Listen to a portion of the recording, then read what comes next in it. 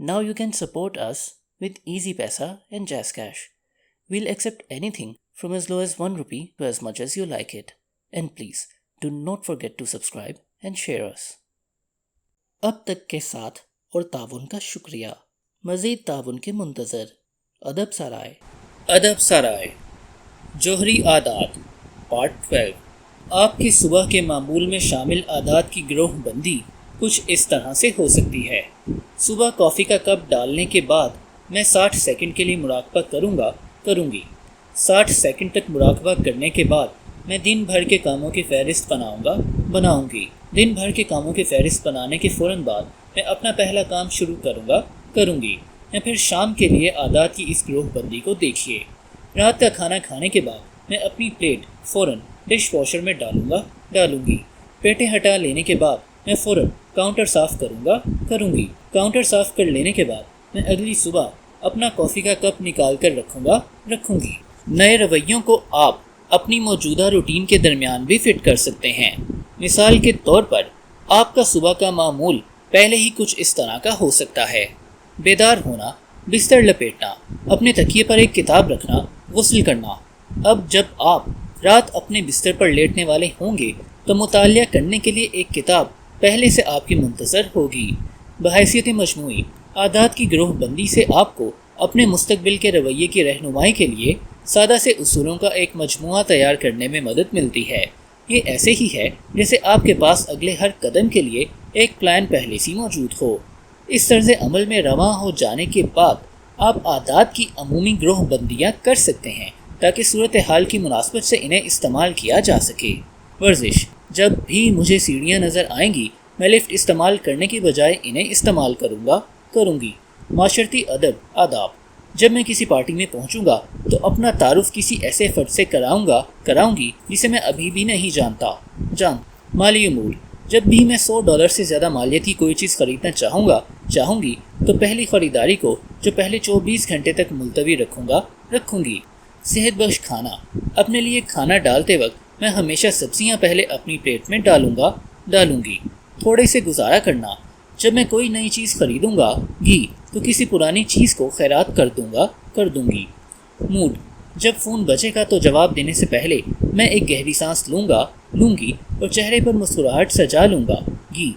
भूल जाने की आदत, किसी अवामी मकाम से रुखसत होने से पहले मैं मेज़ और कुर्सियों को चेक करूँगी ताकि कोई चीज़ भूल ना जाऊँ। आप इस हिकमत अमली को ख्वाह किसी भी अंदाज में इस्तेमाल करें।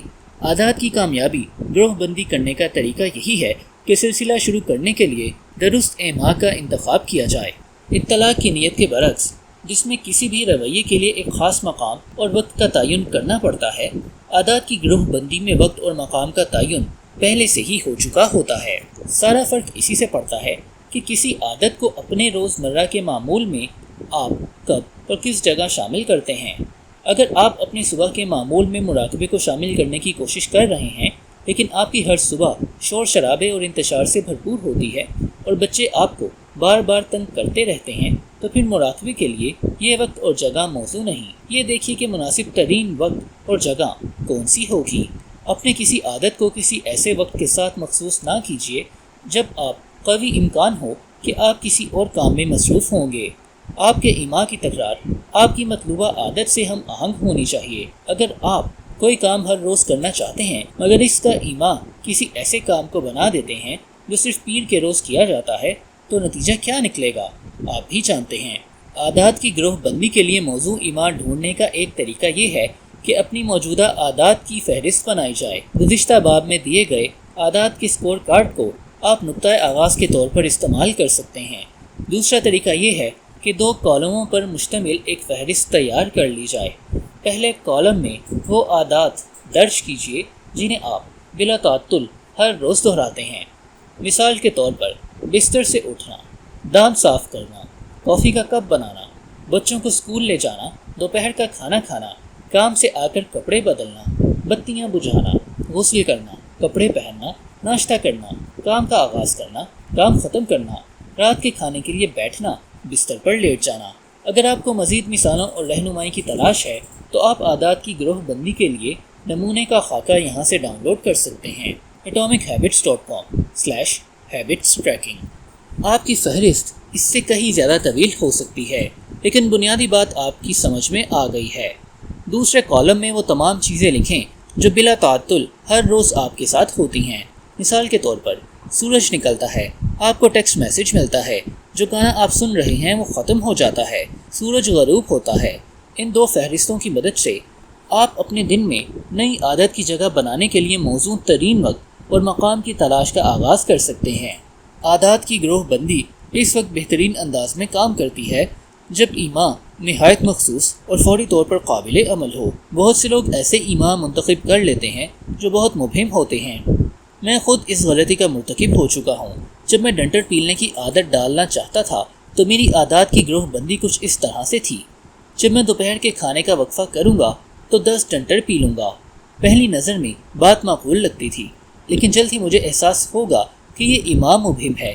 کیا میں دوپہر کا کھانا کھانے سے پہلے ڈنٹر پی لوں گا؟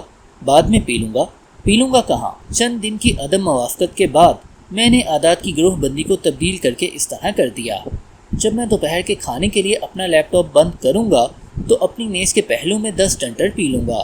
ابہام ختم ہو گیا۔ زیادہ پڑھو یا بہتر کھاؤ جیسی عادات اچھی ہیں، لیکن ان اہداف سے یہ ہدایت نہیں ملتی کہ کام کیسے اور کب کیا جائے۔ بات مخصوص اور واضح ہونی چاہیے۔ دروازہ بند کرنے کے بعد، دانت صاف کرنے کے بعد، میز پر بیٹھنے کے بعد بات کا مخصوص ہونا بہت اہم ہے۔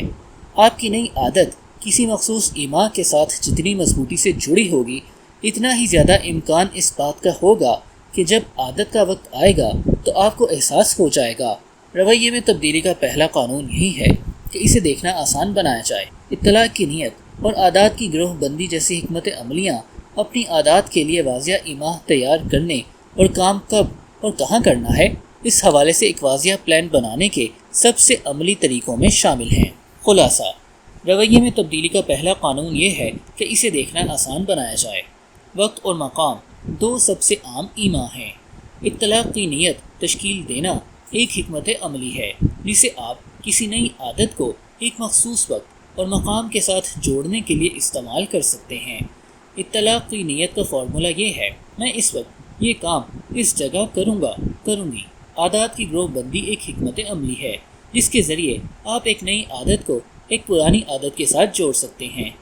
عادات کی گروہ بندی کا فارمولہ یہ ہے: اس موجودہ عادت کے بعد میں نئی عادت دہراؤں گی۔ اگرچہ تحریک و ترغیب کو زیادہ اہمیت دی جاتی ہے، مگر ماحول کی اہمیت زیادہ ہوتی ہے۔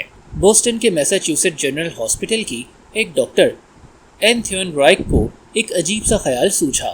اسے لگتا تھا کہ وہ ہسپتال کے عملے اور یہاں آنے والے ملاقاتیوں یعنی ہزاروں افراد کے کھانے پینے کی عادات کو بہتر بنا سکتی ہے، ان کی قوت ارادی یا تحریک و ترغیب میں معمولی سی بھی تبدیلی لائے بغیر، بلکہ وہ تو ان میں سے کسی سے بات تک کرنے کا ارادہ نہیں رکھتی تھی۔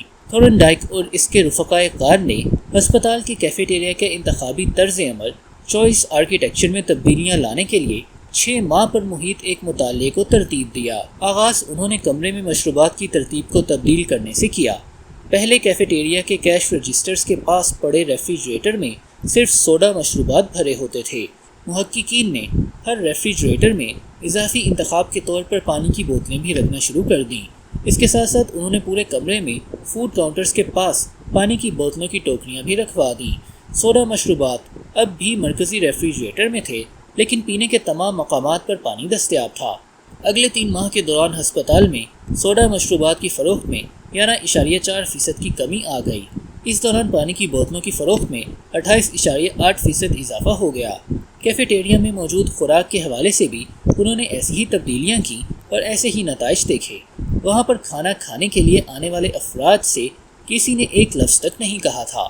لوگ اکثر چیزوں کو ان کی نوعیت کی بنا پر نہیں بلکہ ان کی دستیابی کے مقام کی بنا پر منتخب کرتے ہیں۔ اگر میں کچن میں داخل ہوں اور مجھے کاؤنٹر پر بسکٹوں سے بھری پلیٹ نظر آئے گی تو میں 5-6 بسکٹ اٹھا کے کھانا شروع کر دوں گا، خواہ پہلے میرے ذہن میں اس کا خیال تک نہ گزرا ہو اور خواہ مجھے بھوک ہی محسوس ہو رہی ہو یا نہ ہو۔ مگر دفتر میں مشترکہ ٹیبل پر ہمیشہ ڈونٹ اور بیگلز پڑے رہتے ہوں تو کبھی کبھار ان پر ہاتھ صاف کر لینا بہت آسان ہو جاتا ہے۔ جس کمرے میں آپ ہیں اور جو ایما آپ کو سامنے نظر آ رہی ہیں، ان کے حساب سے آپ کی عادتیں تبدیل ہو جاتی ہیں۔ ماحول وہ دست غیب ہے جو انسانی رویے کو تشکیل دیتا ہے۔ اپنی اپنی منفرد شخصیت رکھنے کے باوجود چند مخصوص رویے ماحول کے چند مخصوص حالات کے تحت بار بار نمودار ہوتے رہتے ہیں۔ لوگ چرچ میں ہوں تو سرگوشیوں میں بات کرنے کی طرف مائل ہوتے ہیں۔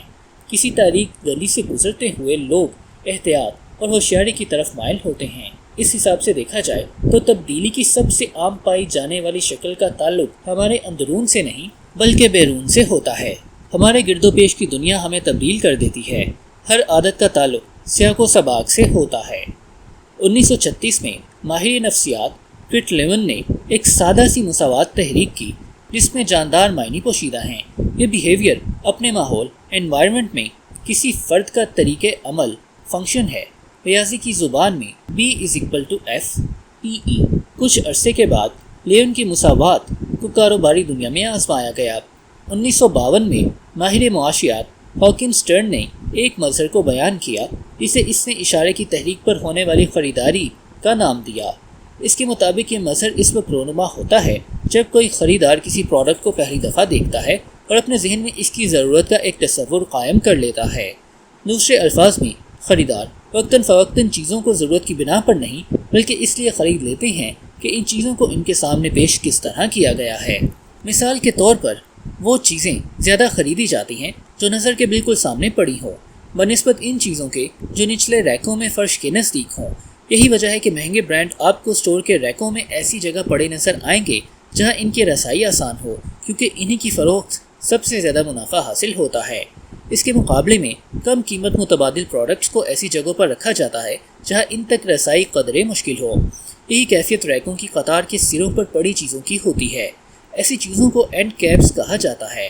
اینڈ کیپس پرچون فروشوں کے لیے سب سے زیادہ آمدن کا باعث ہوتی ہیں کیونکہ یہ بالکل سامنے کی جگہوں پر پڑی ہوتی ہیں جہاں سے گاہکوں کا گزر سب سے زیادہ ہوتا ہے۔ مثال کے طور پر کوکا کولا کی 45% فروخت قطار کے آخر میں پڑے ریکوں سے ہوتی ہے۔ کسی پروڈکٹ کی پیشکاری جتنی عیاں ہوگی آپ کے اس کی طرف مائل ہونے کے امکانات اتنے ہی زیادہ ہوں گے۔ لوگ بڈ لائٹ اس لیے پیتے ہیں کیونکہ یہ ہر بار میں دستیاب ہے اور اسٹار بکس اس لیے جاتے ہیں کیونکہ یہ ہر نکڑ پر موجود ہے۔ یہ سوچنا ہمیں بہت اچھا لگتا ہے کہ ہر چیز ہمارے کنٹرول میں ہے۔ اگر ہم سوڈے کے بجائے پانی کا انتخاب کرتے ہیں تو ہمارا خیال ہوتا ہے کہ ہم نے ایسا اس لیے کیا کیونکہ ہم ایسا ہی کرنا چاہتے تھے۔ تاہم حقیقت یہ ہے کہ ہمارے روزمرہ کے بہت سے کام با مقصد تحریک و ترغیب اور انتخاب کے ذریعے نہیں بلکہ سب سے زیادہ عیاں حق کے انتخاب کی وجہ سے انجام پاتے ہیں۔ دنیا کو محسوس کرنے اور سمجھنے کے لیے ہر جاندار چیز کے اپنے طریقے ہوتے ہیں۔ عقابوں کی دور کی نظر بہت تیز ہوتی ہے۔ سانپ اپنی نہایت حساس زبانوں کے ذریعے ہوا کو چکھ کر سونگھ سکتے ہیں۔ شارک مچھلیاں نزدیک موجود مچھلیوں کی وجہ سے پانی میں پیدا ہونے والی خفیف سی برقی لہروں اور ارتعاش کو محسوس کر سکتی ہیں۔ ہر بیکٹیریا میں چھوٹے چھوٹے حسیاتی خلیے کیمو ریسیپٹرز ہوتے ہیں جس کی مدد سے وہ اپنے ماحول میں موجود زہریلے مادوں کو محسوس کر لیتے ہیں۔ ادب سرائے۔